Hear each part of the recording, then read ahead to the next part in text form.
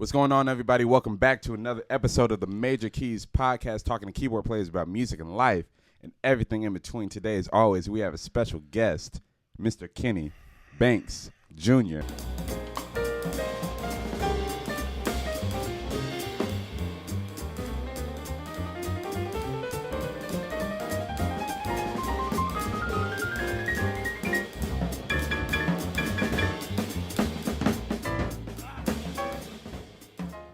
Thanks for having What's me. happening? And we just started just like that. We're in there. And we're in. We're in, dude.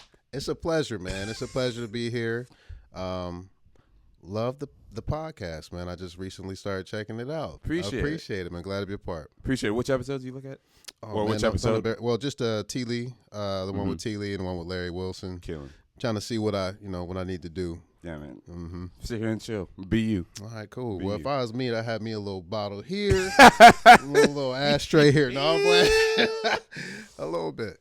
But man, let's just we'll start like what are you doing currently, and then we'll start back from the beginning. Okay, cool. So yeah, what you got going on currently? Oh, that was the question. No. Right now, I spend a lot of time performing. Mm-hmm. Performance is the main thing. I'm a solo pianist kind of cat. I'm really like the Black Billy Joel kind of guy. So I'm like, I'm in a steakhouse restaurant 5 days a week, just about. If I'm in town, I'm there. I'm performing. I'm doing solo piano, just background kind of stuff. I play at church. I play at a church called New Bethel AME. Been playing in AME churches my whole life. And I tour here and there with a few individuals. And now I'm slowly starting to get into this Pro Tools kind of thing. Oh, yeah. Trying to, for fun, like almost for hobby kind of vibes. But at the same time, hopefully when I get better at it, it'll become some work. Hey, man. I'm like, the only way to do it is to start pressing buttons. Just do it, and then I feel that. And then you out there. But yeah, man, let's start from the top, bro. How did you get started, like, playing keys? How did you get into music? All that sort of stuff. So give me that rundown. Okay. So I'm from Columbus, Ohio. I've got two parents that are great musicians. My father, jazz pianist, church pianist, organist, choir director, killing choir director. Same with my mother. My mother was she passed recently a couple years ago. Sorry, but man, she was an awesome organist, awesome choir director, played piano, and she could really sing. So I come from that kind of vibe. And my father's parents, my grandparents, they were both musicians as well. My grandmother sung, but they just did it on the side. They were actually teachers full time. Okay. But they did that on the side. Grandpa played a little bit of piano. So I was just around it. All their friends would come over. My dad would be, having rehearsals and stuff like that. I went to church 24/7 with my mom, checking out her choir rehearsals and stuff like that. And as time went by, I started off on drums. Oh, for real? Yeah. It seems like that's the thing, right? It's a story. It's like I've interviewed a lot of people, and like every interview is different. But like I get a lot of I started out on drums and then I went over to keys and all that sort of stuff. I really did. I was playing on pots and pans at 3, is what I was told, and I feel like I could still remember that. There's certain memories. Anyways, I was playing then, and I remember I got a drum set for Christmas, like when I was like 8, and then like 2 years later, I just switched to piano. Got you. What made you switch? It was always in the house, man. It was kind of like a reverse psychology thing. I feel like my dad passively did because I wasn't allowed to touch his stuff growing up because I would just jack it all up. I'd put all it, And so over time, man, it just kind of backfired. And I was like, man, well, I really want to play piano. Yeah. And he started letting me play, and man, I just took off. That's interesting because like your dad is really an acclaimed pianist too, Kenny Banks Sr. Definitely. But it's interesting because so he wasn't like trying to push you towards music. No, man, neither one of them. They let me do it when I felt it.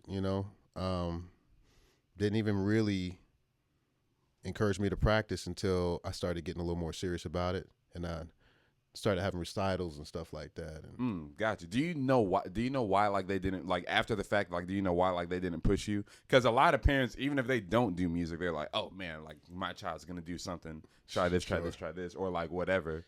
But do you know like why he might have just let you just vibe it out or whatever? So I feel like I've asked him before, but I can't remember what he said. But as a parent myself, like I don't know, man. I want my daughter to do whatever she is truly passionate about, and I don't want it to feel forced. I do think it's cool to be like, yeah, well, you gotta play an instrument at least for a year just so you can get that under your belt, but never force. I feel like. Got you. Yeah, I feel you. So you start at 9 for real. So you're doing lessons. You're just tinkering and just figuring it out by ear. I'm just like listening. Yeah, because. Yeah, I started off just playing songs I heard on the radio, like one hand, the Mortal Kombat theme song was like my first. Okay, one. yeah. That was it. So just by ear. And so how did that develop? How did that get into like, all right, I'm gonna learn this for real, all that sort of stuff? Did you have a teacher? Was your dad your teacher? All that good stuff. So how did that happen? So when they saw interest, they put me in this camp called it was the Raymond Wise camp. Raymond Wise is a very well-rounded musician, singer. He had theater in the camp. He had all this music stuff, and I really loved it. And they were my first teachers, the teachers at that camp. And then, as time went by, my mom let me just play a little Triton keyboard next to her in this AME church when I was like 12 years old. Right. The Triton. Classic, right? Yeah. And she would just let me sit right beside her, and I would just like play string patches, like fill in the gaps of whatever she was doing. And it was very basic stuff because I wasn't playing that well. By age 15, I was getting better at that. And I started to love jazz, and then my dad kind of just took over and just really was like, okay, if you're going to do this, man, you got much more time left. You almost 18. Like, yeah. If you're going to do it, let's do it. Like, so he started giving me theory lessons and stuff like that, ear training. And he would, he was living in Atlanta at the time. I was in Ohio. He would send me CDs of him doing full lessons. Oh, wow. Like I wish I still had them. I had stacks of CDs. Like, oh, man, that would be crazy. And it was like that. Yeah. Got you. Okay. So, and you're like learning. And then, of course, later on, me and him, we saw each other quite a bit. So, we was always playing whenever I was for with sure. him. And so, during that time, like when he was teaching you lessons, like on virtually, essentially, where you're like learning how to read music too. So like, so you're learning how to read music. You're learning the jazz stuff, all that sort of stuff. Did you see yourself being like, oh, I'm killing, like, oh, I'm getting good? Or was it just like, or like, did you notice yourself getting good? Or was it just like, oh, it's just a gradual process, I'm just going with the flow? It was a gradual process, going with the flow kind of thing for a long time. But I did have like certain things over my peers at the time, and I felt like it's because of my dad and my mom. Yeah. I always had soul. Like, yeah. I could play 3 notes, but it was going to be at least soulful. And so, like, whenever I was in high school, like, I ended up going to a Metropolitan Career Center. Okay. Like, my 11th grade year. And, I was getting a lot of love at that time. Okay, yeah. And I didn't even think I was that good. But that made me want to really go into it. I was like, maybe I do have something, So.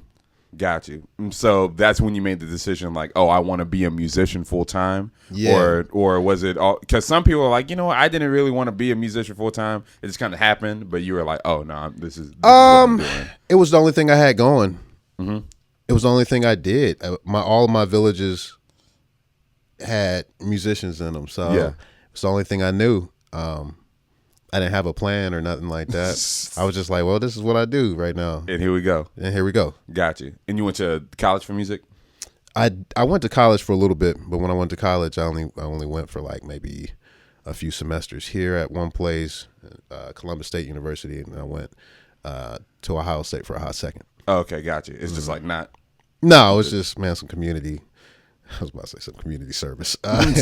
So community stuff, community college vibes. And, Okay, gotcha. And I was just like, nah, it's not going down. Got you. Mm-hmm. All right, well, work me or give me the rundown of from there to how you started performing on stages all around the world, all that sort of stuff. And okay, so in high school is when I really realized I wanted to do some jazz. Mm-hmm. And so my mom put me in this jazz organization called the CYJO, which stands for the Columbus Youth Jazz Orchestra. Mm-hmm. That was an audition process kind of thing. So I made the audition, made the cut. I was in there for that program for about 3 years. Mm-hmm. And we had concerts every month. We practiced every Sunday. Every summer, we'd go out the country for a couple of months. And, and perform for high schools, perform in theaters and stuff like that. Mm-hmm. And that just, doing that all through high school. And then I got more into playing church too, doing all that, man. Then I really started to see some growth musically. Yeah. I ended up moving to Atlanta when I was about 21. My dad was like, man, you need a place to stay until you get on your feet. You want to try something new? Because he saw that, okay, I'm probably going to hit a ceiling in Columbus. Yeah. And he's in Atlanta. He's like, man, come on down. So I came down with him, and within like maybe 6 months, and I'm hanging on the scene in Atlanta for about 6 months. More the jazz scene? The jazz scene more so. And the church scene, I was really even more so then in the church. But I met a cat named Kevin Bells. And man, and we just, and all the cats, man, they were really kind to me. Tyrone Jackson, Louis Hervel, Kevin Bells. But Kevin Bells put me on game. Okay. He knew Theo Croker. Theo Croker called him for a gig. The trumpet player. Yeah. Called him for a gig. He couldn't do it. He's like, I got a young cat that'd be perfect for that gig. Theo Croker calls me, and this is 6 months of me being in Atlanta. I want to say about 6 months, somewhere around there. Mm-hmm. And the gig's in China. And it's a 5-day-a-week gig at a hotel, and we were supposed to travel in between there and stuff like that. And he's like, but I need you to come down like the next week. Oh, wow. It was like real quick. Yeah. It was wild work. Yeah. And I was like, I ain't got nothing else to do. I asked my dad. He was like, man, go. He was like, do it. Yeah. And bounced. You're 21. I'm like 21. Yeah. I'm 21. Yeah. So. And you have your passport already, so you ain't got to worry about whatever. So. Yeah. Hoping not getting the timeline mixed up. It was right around that time. But then I bounced, man. I was gone for a few months and came back just hungry for more. I learned so much over there playing with him. Mm-hmm. He's such a dope individual and artist and musician, and playing with them cats over there. That's what started everything. And I came back. And how long were you there? I was there for a few months, man. Probably about four-ish months, somewhere around there. How was that culture shock being like in Asia for 4 months, and then you're doing this gig every day? I was young, bro. It was crazy. It was crazy because I had been a few places just with the CYJO, but Asia's just different. Yeah, Asia hit much different, especially musically. And like musically as well. Mm-hmm. But I love Asia. I love almost all parts, of Asia. China was wild. I'm gonna just be real. Like that's the first place I went there, and they actually stare at you. Mm-hmm. And at the time, I had like, what did I have? It was before I had locks. I had like some weird braids going on that I was going to create into some locks, like, because I went over there. I'm young. I didn't have I didn't have a lot of money, so I was just going to do something weird. So I had some weird stuff going. They was just looking at me like, and then I found out it's because I looked like one of their cow gods from like a milk carton or something like that, some weird thing like that. Gotcha. That's kind of weird. It's something. But they were like, yeah, you look like that. But I got looked at a lot, man. That was the first thing I noticed. They really appreciated the music. That was killing. The food was crazy. I loved the food. I did get sick one time. Yeah. But But anyways, I'm trying to fill up the space. I'm talking a lot. Hey, dog. Is that what I'm supposed to do? Talk. You're doing fine, right, bro. cool, You're doing great. You're doing All great. right. But no, that's super interesting. So when you got onto that gig, was it like intimidating for you to be on the gig, or was it like, oh no, this is just another gig? Oh no. Because would you say like that was like your first like major gig? You Yes, would say. 100. So like, was it like intimidating, or you're just like, oh no, like I'm just doing a gig in China? Man, no, I got my ass kicked, bro. Real bad. Like on all levels. Like just man. as like becoming a man still. Like, Yeah. Like, man, I went down there and I immediately got off the plane. And I think we headed straight to the gig the first night. Theo met me at the airport. Oh, okay. And we went straight to the gig. It was like that. He needed somebody ASAP. One of his cats had to bounce or something, whatever happened. Mm-hmm. Get to the gig. He puts all these charts in front of me. My reading skills, my chart skills was just very mediocre at that point. Oh man, so you didn't know any music before? You didn't No, know any? it was like just like it's that. one of them. It was hurry up and grow. Like hurry up and grow. Man, first night, man, I was just jacking up the tunes, man. It was bad because I'm reading them. I didn't know any of the. He was like, all right, well, it's cool. We can just do standards. I didn't know that many standards. It was a grueling first couple of months, I want to say. Mm-hmm. And then I started picking up on it. I found a place to practice, even the living situation, man, trying to balance out the money and getting used to, their currency. Mm-hmm. As I'm like, oh, I got all these red dollars coming in, so I'm good. I'm I'm blowing it. I'm hanging with them every night because, they have their whole system already. They had been there for a while. Yeah. And yes, I learned. It was a grueling experience for the first couple of months, but it really, it changed my life for sure. I started living on my own as soon as I got back. You know what I mean? I was like, oh, okay, now I can, because before then it was not like that. Mm-hmm. It was, yeah. Got you. So you took that experience. Tell me about this piano competition that you're in. Kevin Bells again for the win. He was the American Pianist competition. He was a winner in like 86, I want to say. Okay. And so each year the winners get to put names in for who might be good potential for the program. Mm-hmm. They put my name in, and I didn't even have anything recorded at the time. That was one of the requirements. And I still went for it. I recorded something that week. I had like maybe 2 weeks. I was always rushing. I had like 2 weeks to get it done. Mm-hmm. Went to the studio, recorded it real quick. Do you remember what you recorded? I recorded a song called Get Happy. Okay.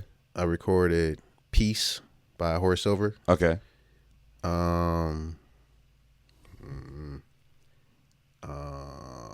Footprints. And I did my own arrangements to all of those. Of course. So this is just solo. This is just you by yourself. Yeah, and then I had to have a couple of solo pieces, and then I had to have. So they give you what you're supposed to record. Mm-hmm. You're supposed to record like an arrangement of a standard. Okay. Record a composition, an original, and then record yourself playing solo, and then it's one other thing or something like that. Okay, got you. So I still want to get into that, but like I got you something after that. So you record all that, you go into the competition, and you do what? Because I don't know how this competition works. Okay. So give me the rundown on how that works and how you got to, because you ended up being at least a finalist. Yeah, right? Yeah. I made it to the. So it starts out with like 40 or 50 cats, from all over America, and I want to say you had to be under 30. So I was like pushing it. Okay. Because I was going to be 30 the next year, so I was like, I think I was the oldest. Mm-hmm. And then they have all these elite judges who are like great musicians, judging all the recorded stuff that comes in from these folks. And then they narrowed it down again to just 5 people. Mm-hmm. And what are they're just judging off of how good it is? Like, is basically it like what's the standard? Is it like proficiency? I think they're looking feel? for. Is it? you know. And I don't know exactly what they were looking for, but as the year went on, like I find that they were just trying to find some unique cats. Okay. But also proficient. I was lucky to be in there with all of the above. I was in there with Emmett Cohen. Okay. Dan Meter. Dave Meter. Okay.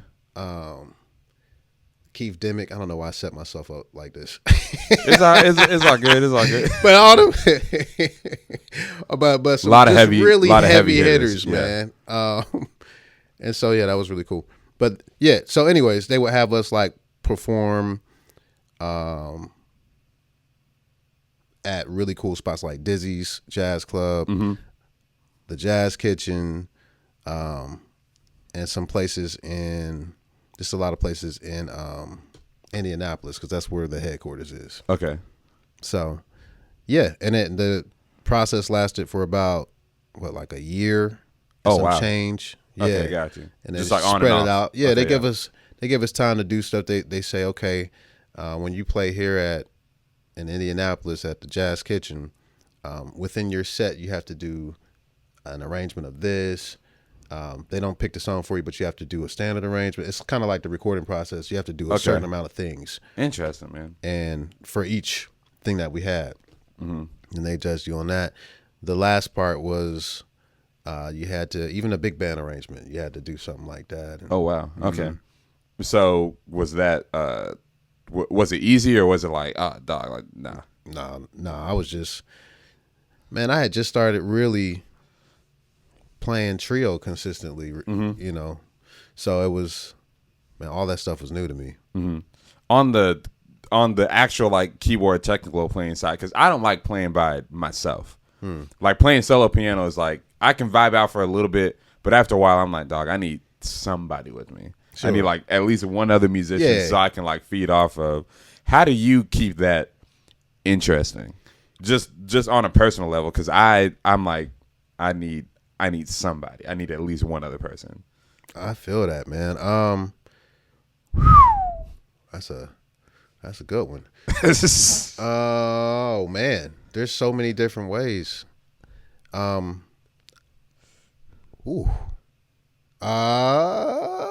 mean, there's stuff you could do. Do you want like the literal example? Just your perspective on it. I'm just like, dog, like when I'm playing solo piano, I wish I had a piano in front of me. That was hard to explain. I'm just like I get bored. Sometimes I stare off, or like sometimes I'm just like, dang, what am I supposed to play? Or just how do you keep, and then like on the performance aspect, just any perspective on how you keep it interesting or how you go about it.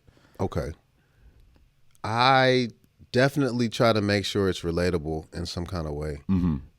I love playing covers of stuff that people know and, flipping them. I already have like a more of a jazzy approach to it. Yeah. So I have fun with it. I'm like, okay, how can I keep this melody yet? I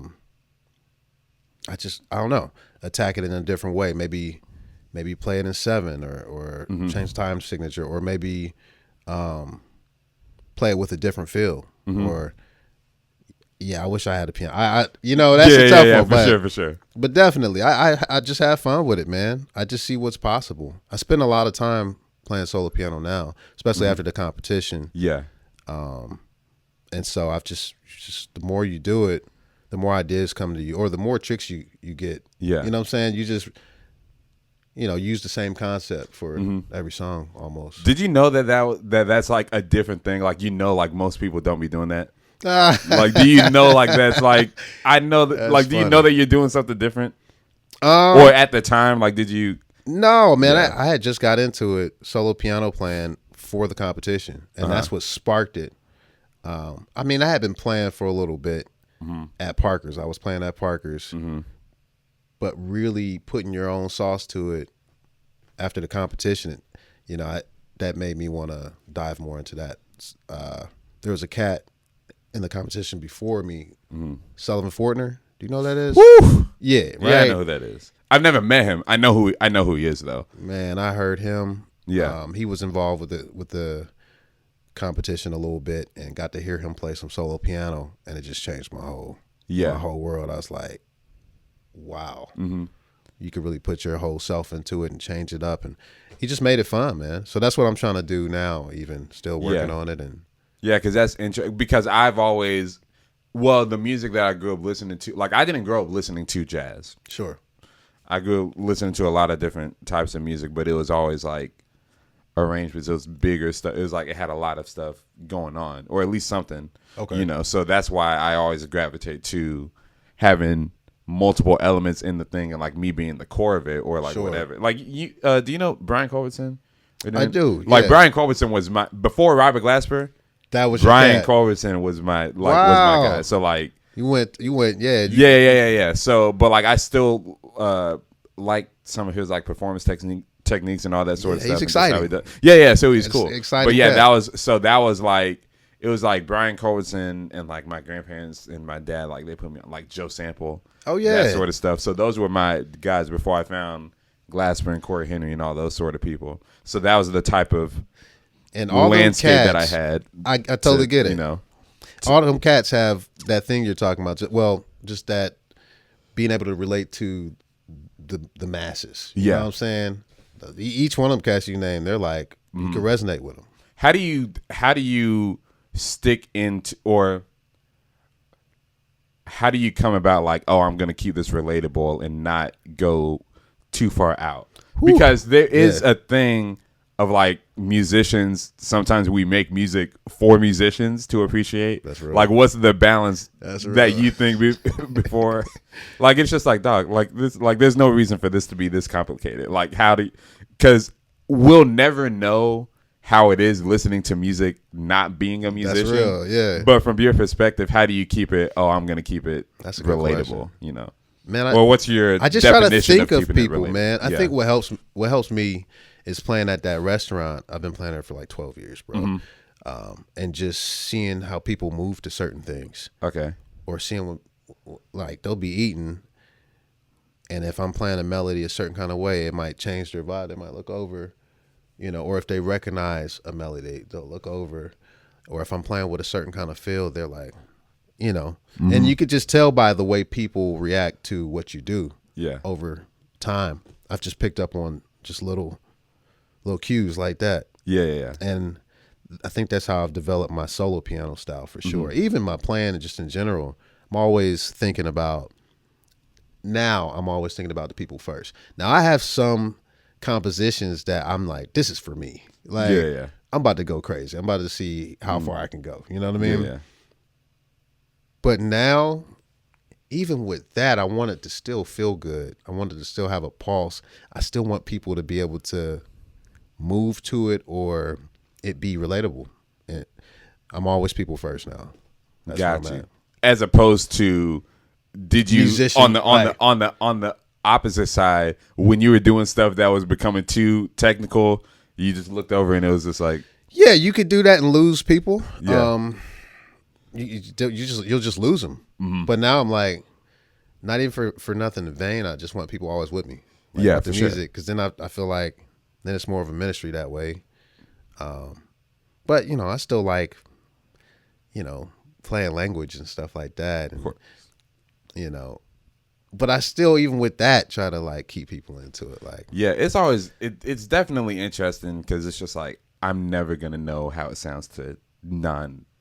That's real, man. You know, as a non-music, like I'll never know like how musically quote unquote complex stuff sounds to just a listener. Yeah. But you know what I'm realizing is, you know, ladies will tell you, man, like if you got a girlfriend or if you got kids will keep it real. Or just anybody who's, you know, you got to have friends that ain't musicians. Because they'll tell you, they'll be like, man, what was that, man? They'll be like, yeah, that was just too fast. Or like, and I'll be like, what does that even mean? Like, I need some more non-musician friends. All my friends are like, musicians or creatives. So yeah, same. But I got a few, you know, and my daughter's, man, she could be devastating at times. Oh man, she'll break my heart. And she's just a kid, so like they don't have no filter. No filter. They'll tell you. They'll be like, yeah, that one was just too slow. You're over here trying to evoke emotion. Or they'll tell you this one made me just feel mad, like, and I'm like, ooh, my bad. It's just like, it's just too much, or like, just that's crazy. It'd be stuff that has nothing to do with, like, my favorite is just it was too fast. Like, I'm like, okay, and it would be like a swinging song or something like that. Yeah. And yeah, it was take just it too fast. It down a couple of take it down a couple of clicks, Dad. Or it made me feel like, So I try to watch out for all those, because in a way you want to more than impress. You want to minister a little bit. You want to feel like you're doing something, you're fulfilling a purpose. And if I'm helping somebody with my music, I just feel good, man. Even if I wouldn't play, even if I'm playing something I don't want to play, but it's just good music, and it's helping, and people are dancing to. I used to hate playing like corporate gigs. Like when I first moved to Atlanta, I was playing a lot of corporate gigs, and like corporate wedding band gigs, like corporate, that kind of thing. But then I realized, man, these people are dancing to it, and they're feeling good. They're having the time of their life, and I'm a part of that. I'm a part of helping, So yeah, people first, bro. Yeah. In my opinion, yeah. No, for sure. Then get yours, because there's always a time for that. There's going to be a time for, or if you're in a real jazz club or something where you could do all this, put everything in it. Yeah, go for it, because these people want to hear that. Got you. You play with Charlie Hunter a lot, right? I'm beginning to quite a bit. Yeah. So between him and, like, I know you just play with a few artists. Do you see your approach changing between each artist, or what's the commonality? Because I know if I'm playing with the R&B artist, I have to play a little bit different. If I'm playing with the jazz artist, I have a jazzier quote unquote artist, I have to play a little bit different. If I'm playing a wedding band, I have to play different. Yeah. But it's still me. So how do you find that balance between switching between all the artists and the different kind of stylistic music that you play, and still keeping it Kenny Banks Jr.? Ooh. That's good. I guess just a feel. It's a feel. I feel like how you feel music is always going to make it you. It's how I feel when I'm playing R&B. It's my feel on it. Because it might be a song where I'm just supposed to, a chord per 4 bars or something like that. Yeah. How am I going to make that chord feel good? So I might go, but more emphasis on down here than somebody else might put more of dynamics here. Or, I think it's just feel. I got you, because I saw you with usually when I see you out, is that a jam or something like that? Sure, yeah. But I saw you with Brenda Nicole more at the Atlanta Jazz Fest or whatever. Homie, yeah. And then, but also there's another keyboard player on the gig too. Sure. So, but like I was like, man, it's cool seeing you in this, because like Brenda has this R&B jazz sort of vibe to her. But like you were on the grand piano, and I was just like, dog, this is. I was like, it's just cool seeing you in that element. that context. Yeah, because I'm just like, oh man, I was like, but I told you afterwards, I was like, dang, it's still Kenny Banks. Thanks, Jr. Like, it's Kenny Banks Jr. with Brent, because I was I knew all the cats in the group, but I was paying attention. I'm always paying attention to the Keyz players. Keyz, I'm just biased. I'm the same way. But I'm just like, oh man, it's still like you. It was cool that you didn't have to be like, all right, well, I'm just do my little thing and keep it moving. But like, I think that's also why people hire Kenny Banks Jr., because like they know of the vibe that you're going to bring to the situation. Appreciate that. I think one of my biggest influences is Herbie Hancock for that, man. For sure. You know how he inserts himself. It don't matter what it is. He could figure out a way to get in there. You know what I'm saying? Yeah. And I want to be like that. It's still a work in progress, though. Has your perspective on music and or the music business, how do you think it's changed between your first big gig and now? Or maybe even just like the evolution of music and the music business, or like the scene, just like what are your observations of it? And it can be good or bad. From my first gig, I was terrified to play. And so now I'm never terrified as long as, you know, I am prepared. So I just try to prepare a little better now is the difference. And then also back then, like what we were talking about, I was kind of playing more for me. I hadn't figured out that what it was about for me yet. And so I'm like playing to be heard. Oh, okay. So I was a little louder, more aggressive, and just like hear me roar kind of. And now I'm more so like, what does this place need? You know, wherever I'm playing, whatever gig, what is this? How can I fit in here and make music and be a part of the band more so than just kind of like trying to take over? Yeah. I guess it's just that. So, in a sense, like more of the maturity of it, essentially. Yeah. And then now, like, we was talking about scenes too, like. Yeah, because you've now been I'm in getting Atlanta older. for a minute. Yeah. So that too. So now, and I was just talking to some friends about this at 10. I'm getting unk love now. You know what I'm saying? Like, bro, I'm getting unk love now. Like how I was looking up to some of the cats that I was looking up to when I first moved here, and I was 21. Now I'm 36, and I'm one of them cats that are looking to feed off of. Yeah. So it's now I'm like, I have more to play for. You have more because of a responsibility, you think? That's what I'm saying. I have more of a reason, you know, and it helps me to stay on my game too, man, because it's just like, man, I don't want to be the cat that I thought was like, man, he whack. Like, you know, growing up, because, you know, even at 21, you got your own, you thinking like, yeah, I kind of want to be more like this cat, more so than that cat, you know. So I'm trying to be that cat, and I'm trying to be the cat who was cool with me growing up and really got through to me. Yeah. All the cats that got through to me. Yeah. Lewis, Tyrone. Yeah. Bells. My dad, of course. And just some of them piano players on the scene that were cool and worked with me. So I'm trying to like, 'cause I'm not that guy. I'm not really, I'm an extrovert, but more of an introvert. Right. For sure. For real. I'm an extrovert just by habit, I guess. I don't know. Yeah.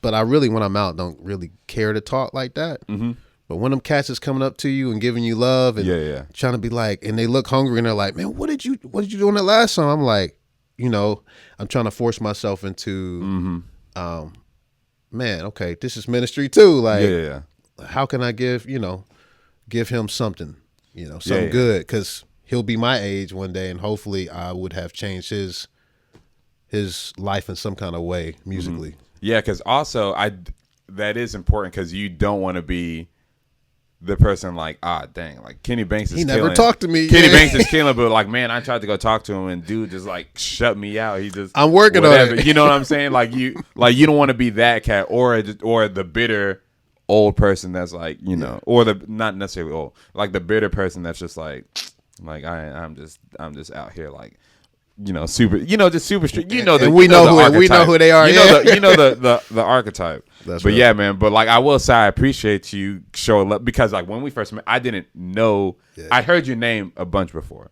Okay. I didn't know you. This was like we met at the Cigar City Club. Yeah. Oh my God. This is like 20. This is 21. Yeah, it had to be. I think someone said that's Kenny Banks Jr. I was like, oh man, I've heard that name before. I dapped you up, and I was like, oh man, I'm Zach Wilson, and you're like, oh shoot, I've heard your name before. Yeah. Because like we know a lot of mutuals, yeah, people and all that sort of stuff, and you're like, man, I've heard of it, man. Like, and like I was playing this gig. It's a regular like R&B kind of situation. And like, man, you sound the guy. I was like, I appreciate it. I was like, I wasn't. I didn't think I was really doing anything, but also in that sense, it does tell you never know who's paid attention to you. Because and that's real. If I would have treated that gig how the gig was and just like, I'm gonna just go by and do it, and then it's like someone's like, oh man, like, hey, you need to check out Zach Wilson, he's killing, and then like you come and check me out, and then like you call Tyrone or something like that. So it's like, dog, your boy was. I was like, he was. Yeah, slacking, so that's so real, man. Yeah. Oh my God, it's like, man, you can't even have no I don't feel well days. You know how like some days you just don't want. You still got to show up. You got to show up. You got to rise above, because you just never know. It's a never ending cycle. Like, Yeah, and that goes back to saying, like, you know, we do the jam session, my house band for the jam session, and you got cats that are checking you out, man. It could just be a stressful day for you, right. And you like, I'm not talking to nobody on none of these breaks. You walk out there, it might be some cat's first time there. He may never come back. Like, Yeah. he ain't getting approached by, you know, he's like, you know. So I'm not trying to be that cat, man. Right, for sure. Got to show up every time. Absolutely. Yo, East Atlanta Village. This is your debut album. Debut. Yep. After playing on, and we got to get it. Well, I need a list of credits. I need a list of the albums that you've been on. But man, doing your own project. Give me the rundown on that, because it's a trio thing, and just for people who don't know about it, give us that rundown. But I want to know how it was making it and your approach to all that sort of stuff. Okay. Yeah. First album. Oh man, it's a long time coming. And I've been in the studio for about 3 or 4 sessions before this one, and I just got an extra push on this album. My homie Larry Wilson was just like, "Man, I'm gonna help you. Let's push this out," because I've had plenty of opportunities like with other stuff. So I just did a whole bunch of songs that we normally do at the jam session, and just put it out. You know, come up with arrangements there on the spot, and so what I did was just kind of tailored it. Cleaned it up a little bit, all the arrangements, and put it on the album. Got you. And so, who was in the band? It was Larry Wilson on drums, right? Yeah. And then who was on Joel bass? Powell. Oh. And Tommy Sauter. Oh yeah. So both of them are on. They're both on. Yeah. They're both on. Joel's on a couple cuts, a few cuts, and Tommy's on the majority of it. Okay, got you. Got you. So yeah, man. So did you feel pressure that it was your own album making it? Or was it chill because, all right, this is stuff that we usually do and I'm just clean it up sort of thing? Nah, it was pressure. It's a lot. It's pressure. I mean, so much to the point where I was like, am I going to put it out or am I not going to put it out? And I just had some really good positive folks in my ear, like, man, just do it for documentation sake, because you're never going to be the same. You're never going to sound the same again. You're never going to be the same cat again. Like, you're not going to look at life the same way exactly. So my feel might be a little different in a couple years, you know. So that's what made the most sense to me. I was like, you know what, for documentation's sake, let me just release this thing. You know what I'm saying? Yeah. And so ended up putting it out, man. And my cats was very supportive, and that really helped too. Yeah. So, yeah. So yeah, all the songs are standards, just rearranged. Got you. Not except for except for one. There's one original. Oh yeah. There's one original. And that's called, oh Lord, Autumn in the Village, I want to say. Is that okay? Good. I rename my songs every time. I'm like, I'm feeling this for this song today. Like, I'm gonna call it. Like, we'll get to it when we get to it. So yeah. But man, because I listened to the album and I wasn't looking at, and I called you after this. I wasn't looking at the set list, or like I wasn't looking at the names of the songs. But then you have this arrangement, Touch by Amarion. Oh yeah. And I was like, I started listening to it. I didn't know what it was at first, and then I started the. I was like, how did you? I was like, I stopped it immediately. I was like, dog, how did you? I remember getting the text. I was like, dog, what are you doing? Appreciate it's crazy. Man. Thank you. Crazy, man. But I'm always an advocate of after I put out my first album. Any musician who's like, man, I'm thinking about putting it. I'm like, dog, just do it. Just do it. Just do it. I mean, like, whoever listens to it, they listen to it. But like, especially because there's so much music out there that shouldn't be out there. You know what I'm saying? I was just like, that's real. You know what I'm saying? And I'm like, if this stuff can get popular, you know, I'm like, the least you can do is like, if you feel like you want to do it. If you just don't want to make music, then don't do it. Sure. But like, if you feel like you want to make music, and especially like if there are people that support you, even if they listen to it, it's gonna be, you know, like I'm not getting buy my parents a house money off of my albums. You know what I'm saying? Right. Like the artist side of Zach Wilson isn't popping. You know Sure. what I'm saying? Sure. But it's just like, but there's still a community of people that'll that'll appreciate it, and then like it'll only grow, if anything. Like even if someone doesn't find my album, like my first album, until like 3 years from now, That's it's real. still, something. And then you have documentation of Absolutely. So I'm always like, dog, just do it, man. That's but real. that's we're gonna get more soon. More Kenny Banks man. projects. Yeah, after I put that one out, I'm like, man, I'm You ready got to the release three a year now. Like, You got I'm just gonna release. I'm gonna do everything because I want to leave. I want to leave empty, bro. I don't want, because I feel like that's a painful leave if you got all this stuff that you didn't accomplish. Yeah. That you wanted to do and you didn't do. So now I'm just trying to, like, all the music I wanna try out or put out, or song concepts or album concepts, I'm just gonna, as soon as I have them, I'm gonna try to push that. Because what happens with a lot of cats, especially, is what happened with me, and why I did all new songs and didn't do any old compositions. Mm-hmm. It's like you don't want to put out your old stuff when you're like 2 years later, because you're a different person. You're like, I'm not even feeling that no more. So I'm trying to put it out when I feel it, Got you. so that it's real for me in the time, in the moment. Got you. Yeah. Timeline? Is there a timeline for a new album or a new project? Anything?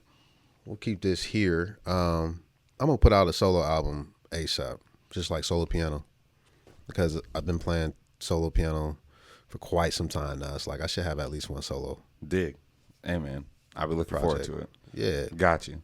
We're gonna go into a couple of segments. We ask all the guests this, so don't even worry about it. Uh-oh. Top three, and it can be more than three. Top three keyboard players like that are, like, you can call up and be like, oh, this is my favorite, or all that sort of stuff. And then top three, like, legends, like, big names, all that sort of stuff. And if you want to do more than three for each, I didn't watch the whole segment. I should have prepared for this one. Boy. If you want to do more than three, then you can do more than three. Hold on. So, okay, what's the first one? Top three people you know. Okay, let me And do then, like, that top one. three, like, legends. When you say top three people I know, we're breaking it down to which instrument? Just piano? This is all Keyz. This is all Keyz players. Yeah. Right. What am I thinking? Whoo, man. Because I got top three for each genre. Like, go ahead, man. So with list them out. But like, it's however you want to do it. Top three. See how I can do this, man. Yeah. But like, it can be more than three if it needs to be. It's way too many. Okay. Name them off, bro. Top three in my phone. I gotta say, probably one of my favorite pianists, I could say honestly, and it be like true, is Sullivan Fortner. Okay. I hate how much I really enjoy his playing, because I'm always saying Sullivan Fortner, Fortner, but that's top. He's the top cat. And that he's in my phone, man. We're cool. I'm trying to think of some more people in the phone. I'll tell you what, man. Especially in Atlanta, probably one of my favorite creatives in general is and plays piano. He's stupid. Chris Moten. Love that cat, man. Love his creativity, man. Dang, man. Same with Peasy, man. I know Peasy played drums, but man, I've been hearing him play piano a lot. Like, I'm like, man, how do you think like that? I love anybody who's like real, just creative. If you got to name more than three, you can name more than three. Shout out the cats, man, if you want to. Shout out all the baddest piano players that I know, especially. Okay, we can shout top three in Atlanta too. I love Teely, man. You had him. Absolutely. That's my guy. I love his professionalism too. He's just always right and appropriate and tasty. Love his man. Oh man, it's too much. Now let's go to the jazz. We can go to the people that I listen to coming up, like, because there's too many of my peers that are dope. Yeah. So of course Herbie Hancock, he was probably the first cat I was listening to on Keyz. Oscar Peterson, Art Tatum, man, the list. Oh boy. And I'm really lately, right now, I'm digging Teddy Williams. I've never even heard that name. Yeah, man. Teddy Williams? Or is it Teddy, I think it's Teddy Wilson. Okay. Teddy Wilson. It's Teddy Wilson. I wonder if I'm... He's dope, man. He's got that old... He's like 1930s vibe. Stride piano, because I'm digging stride piano right now. Interesting. All right. Like on my own spare time. Yeah.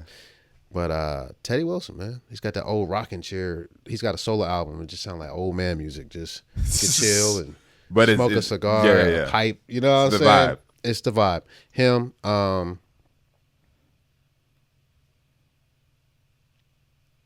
it's yeah.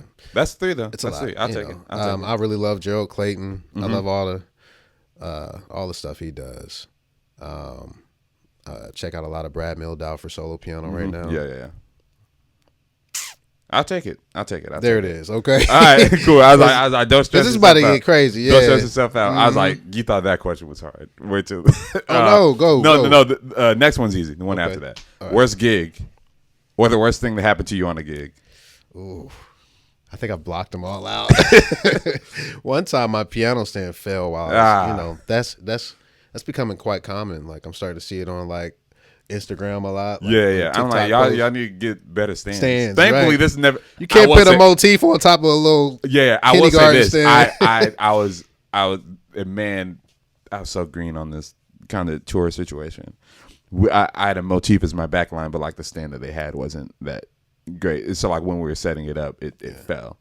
And so they got a different stand, but like they brought like a little skinny stand for it. And I'm just like, this is not going to work. And I was thankfully someone kind of caught the keyboard too, though. Sure. Because like that motif is not light. Sure. But anyways. That, it's probably not the worst gig. I mean, I've been reprimanded on gigs. Like, like those are probably the worst ones that have happened. It's probably happened 2 or 3 times. Where it was, like during the gig? I'm pretty sure one of them happened during the gig. Like, no, we're here. Oh, like singer looking over kind of. That's the worst. And you don't know where here is. And I was just like, no. I've had a gig, like reading gigs, where I'm like on the wrong page. And I'm like, whoo, no, and the song is just going. Oh my God, I've had plenty of horrible gigs. Like even with Brenda, man. Like I'll start the wrong song. That's happened like a couple times where, it's too many, bro. It's too many. It's too many. Yeah. Gotcha. That's, what was your worst gig? Let's turn it back. That's actually a really good question because I ask this question all the time. Yeah. There was a gig I thought I knew this music for, and this is like my first like R&B club lounge gig in Atlanta.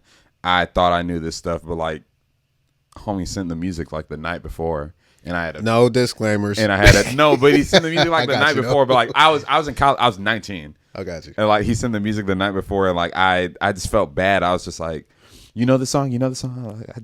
I don't know these songs. Sure. And so that was a rough one. That was one like I was like, man, Brian, don't even pay me, bro. I was like, I that's what I thought. I was like, man. I ended up getting it together after like the second set. Okay. And like we went through everything, and like they kind of gave me a little bit of grace and all that sort of stuff. That was rough. I know you've had the gigs where it only takes one of these, but you show up late and everybody vibes you the whole gig. Everybody like, you shouldn't even have showed up. Like, I'll tell you this though, I'm not even trying to brag. You've never. I be on time. Yeah. If nothing else, I'm gonna be either early or on time. I loved it. I'm there now. That's what I like. I was taught that one growing up. Like I'd show up, like my grandparents, especially if my grandmother or granddad was taking me somewhere. Like rehearsal start at 6. You're like, all right, well we're gonna leave at 5:15. I'm like, dog, like. So now I'm here 25 minutes early. I was just like, for what? I got you. But like I've if I'm not gonna be on time, I'm gonna be early or on time. I'm always usually the first person showing up, depending on what the gig is. I will say, I'm glad that this was Tyrone's gig. That I did a gig with Tyrone. He did a George Duke tribute in 2017, and he called me he wanted me to do Keyz on it. Oh wow, okay. I didn't do my homework for real. So like, all these songs have like horns and stuff. I'm like, okay, obviously he's got a horn section. I'm just gonna be padding up under him. Oh, bro, No.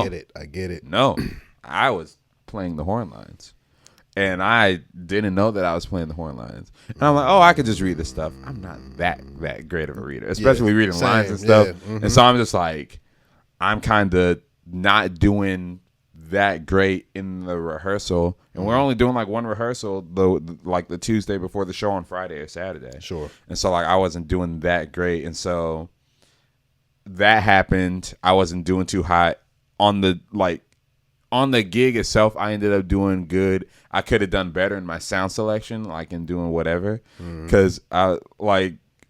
Like Tyrone was like, you've been using that flute patch all like the whole gig, and I was like, it was like I maybe needed it for like one song or so. Like I could have done some better sound selection. There was that, but like on the day of the gig too, I thought that this was gonna be a gig like, oh man, we're gonna have a sound system, like monitors, all that sort of stuff, and like I just need to bring my keyboard. Oh, you didn't bring the amp. I didn't bring my amp, and it was that kind and of. So.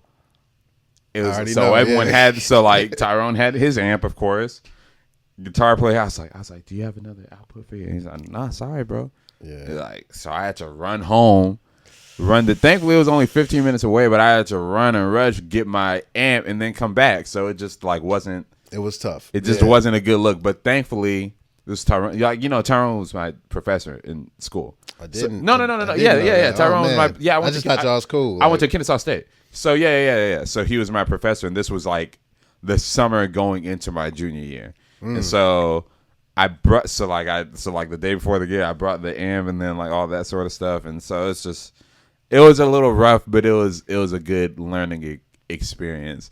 And so when I got back to school that semester, he was like, all right, so how's your summer? All that stuff.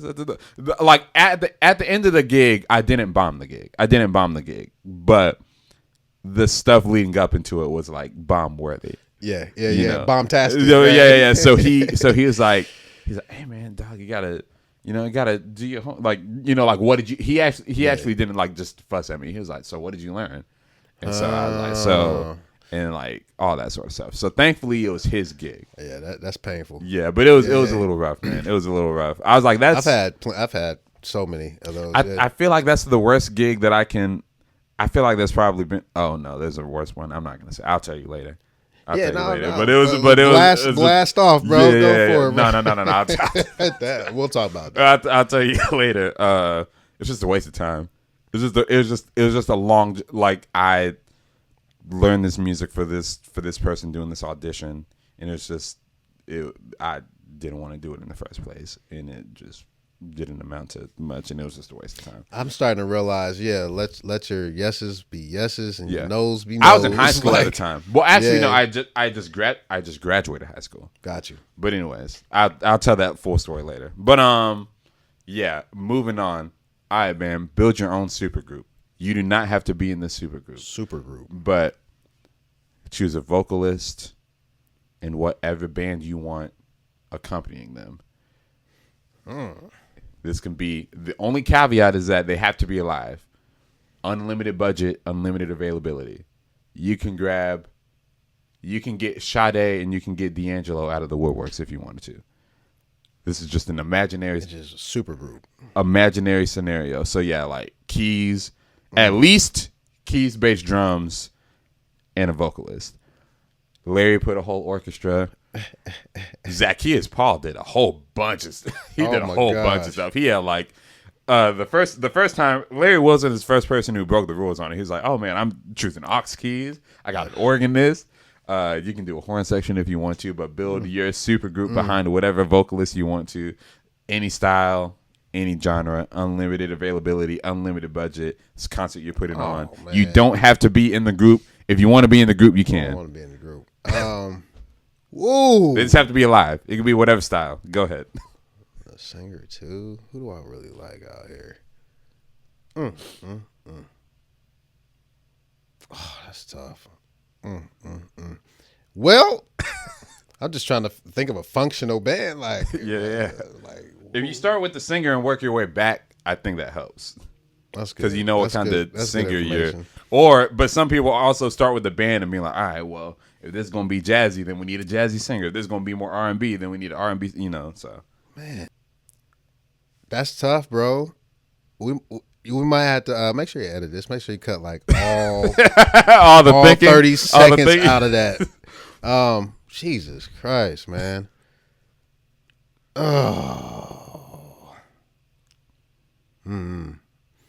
We'll have to come back to that one, man. I'm trying. Nah, this This is the question. This is the question. This is the question. Damn, ain't no bro. coming back to it. You gonna leave me? There's no coming back. This is it. This is the This one. is it. All right. Man, edit this to death, bro. Man, that is so difficult, man. I know it stumps everybody. I'm just thinking of what singers am I really digging right now. It's difficult. Okay, let's say Bobby McFerrin, because he's Okay. like just real broad with his for the singer.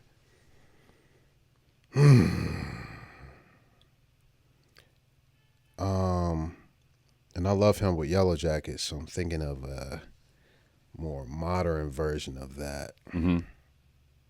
Singer that he could do just about anything. Piano player, I would think, would need to be very. Man, I'll put Sullivan on keys on the grand piano. Okay, Sullivan, Fortner, grand piano. All right. Bobby McFerrin, vocals.